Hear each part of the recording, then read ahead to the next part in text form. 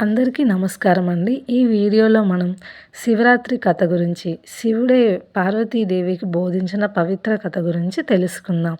శివుడి అనుగ్రహం కోసం భక్తులు ఉపవాసాలు, రుద్రాభిషేకాలు, రుద్రమాల ధారణలు, విభూది ధారణలు, జాగరణలు చేస్తారు. అయితే ఏదో పూజ చేశామన్నట్లు కాకుండా ఏదైనా ప్రయోజనం ఉందా అని ఆలోచన చేయాలి. ఈ ప్రశ్నకు సరైన సమాధానం సాక్షాత్తు ఆ పరమేశ్వరుడే ఓ కథ రూపంలో పార్వతీదేవికి చెప్తాడు.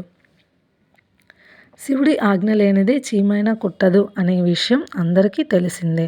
ప్రకృతిలో దైవాజ్ఞ లేకుండా ఏమీ జరగవని ఈ విషయం ద్వారా తెలుస్తుంది. ముఖ్యంగా శివరాత్రి పర్వదినాన ఆ పరమేశ్వరుడి అనుమతి లేకుండా ఏమీ జరగవు. ఈరోజు శివుడి అనుగ్రహం కోసం భక్తులు ఉపవాసాలు, రుద్రాభిషేకాలు, రుద్రమాల ధారణలు, విభూది ధారణలు, జాగరణలు చేస్తారు.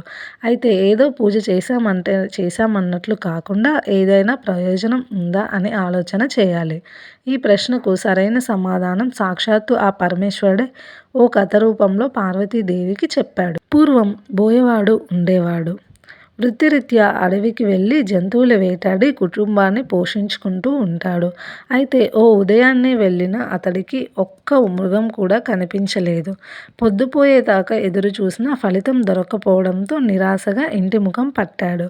మధ్యలో ఓ సరస్సు కనిపించింది. దీంతో ఏదైనా జంతువు నీళ్లు తాగటానికి వస్తే సంహరించవచ్చని భావించి దగ్గరలోని ఓ చెట్టు ఎక్కి కూర్చున్నాడు. అతడికి ఊత పదంగా శివ శివ అనడం అలవాటు. అది మంచో చెడో కూడా అతనికి తెలియదు. చెట్టుపై నుంచి జంతువులు సరిగ్గా కనిపించేందుకు ఆ చెట్టు ఆకులు, కొమ్మలు విరుస్తూ ఉంటాడు. ఇంతలో ఓ ఆడ జింక అటుగా వచ్చింది. దాని మీద బాణం ఎక్కుపెట్టగా జింక మానవ గొంతులో తనను సంహరించవద్దని వేడుకుంది. తనను చంపడం అధర్మం అంటూ ప్రాణభిక్ష పెట్టమని ప్రాధేయపడింది. మామూలుగా అయితే అతడి మనస్సు క్రూరంగా ఉండేది. కానీ ఆ జింక మానవ భాషలో మాట్లాడేసరికి ఏం చేయలేక వదిలివేశాడు.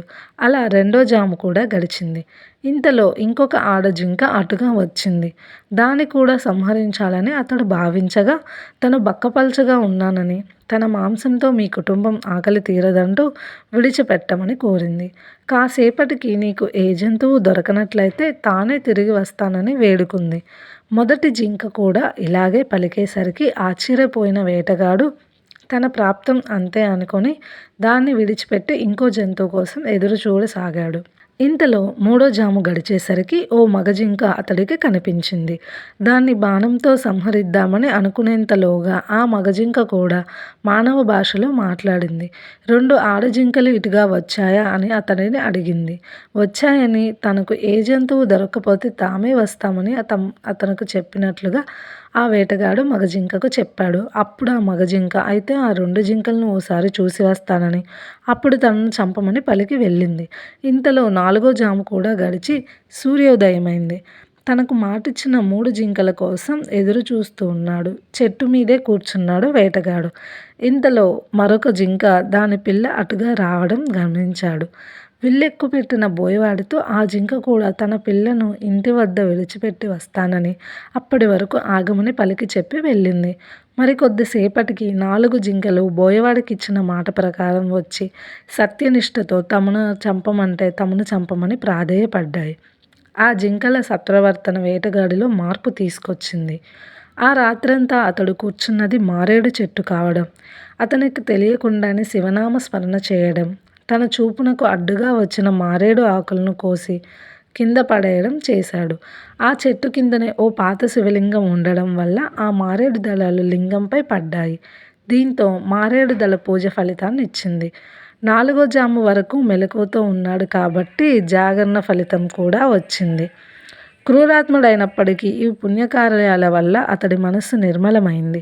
పైగా జింకల సత్యనిష్ట అతడిని పూర్తిగా మార్చివేసింది. శివరాత్రి పర్వదినం అని తెలియకపోయినా అనుకోకుండా చేసిన పూజ ఫలం అతడు హింసను వీడనాడాడు.